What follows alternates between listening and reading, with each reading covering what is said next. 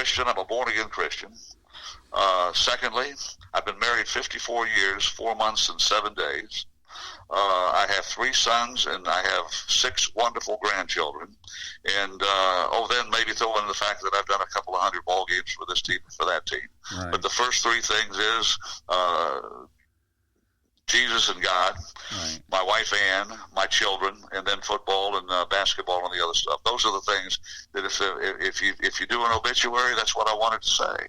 And I'm not looking forward to number one, I won't read my obituary, but those are the things that are important to me. And I try to be friendly with everybody. I don't think I've ever had any enemies or people that there's probably 1 or 2, okay, but I won't name them. But be positive. And people say, how you doing? I say, I'm doing great. It's the best day of my life. And that's how I feel 365 days a year. When you told me you wouldn't do this after 5:30, I was impressed, and I would say no problem. After 5:30. No, but I was really happy about it. And don't take this the wrong way, but being a Midwestern guy, when I met you out in North Carolina, I didn't know much about you, so pardon the ignorance. But when we spent time up there talking. It's like, holy Toledo, I'm glad to be here because, you meet a lot of people you never would have come across, and Dave Gordon puts on a good show. So my final question to you is this, okay? There are probably a lot of younger broadcasters out there that are looking to get a start. Do you have any advice for young, aspiring sportscasters that you can provide for them? Read as much as you can, and you don't have to read just about sports. Read fiction. Read some of the great authors. The great. When I was a junior and senior in high school, I had a professor that had a tremendous impact on me. We studied Shakespeare my senior year. Even during the summer, we got together once a week, fellow students and our professor, and we read a Shakespeare play every week. And we studied the classics. Read everything you can and enjoy reading. Secondly, learn as much math as you can, particularly not algebra, not all this other stuff, but to do sports broadcasting, you have to know if a guy has hit one base hit at 3 at bats, he's a 333 hitter. If he's made 7 of 10 free throws, he's a 70% free throw. You have to know how to do basic mathematics to do a sports broadcast and embellish what you're doing. And the third thing I say is get in front of a microphone as often as you can. Pretend you're the play-by-play announcer when you're watching a game on television.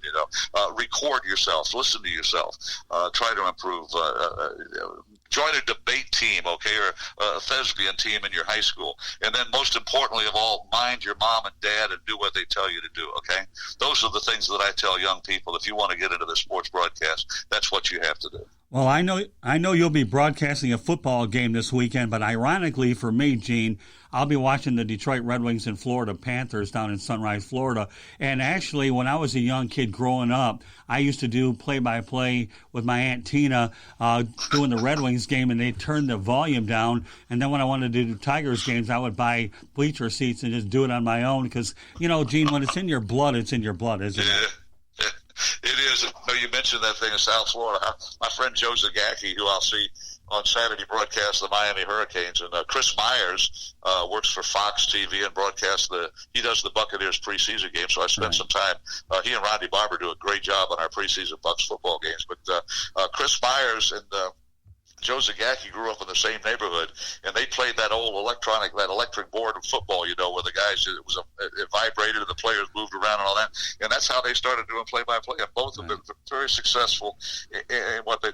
You can't minimize, Scott, how important it is to get behind a microphone and broadcast and listen back to what you do. Now, that's the only way you get better. My son, Eric, records, and golly, Eric's almost 50 years old, but he records every game that I broadcast, football and basketball, NFL and college. And I listen back to those games, and I try to give the score and the time every 2 minutes. Try not to use the same vocabulary every broadcast. That gets old. And try to become a better broadcaster. Golly, I've been doing it for 50 years, but I still want to be better, I've never broadcast, and I'll guarantee if you talk to Vin Scully, you talk to Red Barber, you talk to Al Michaels, they will all tell you the same thing. They have never broadcast the perfect game. So we're all trying to get better. Well, whether you know it or not, I've been in this business 40 years. And you know one of my favorite lines, and you're free to use it since you gave me the time today, is I treat a microphone like a little kid would treat a lollipop. You never have it can never be good enough, could it? Right, Gene? How about that? I won't quote you on that, Scott, but that's a good point. What's that?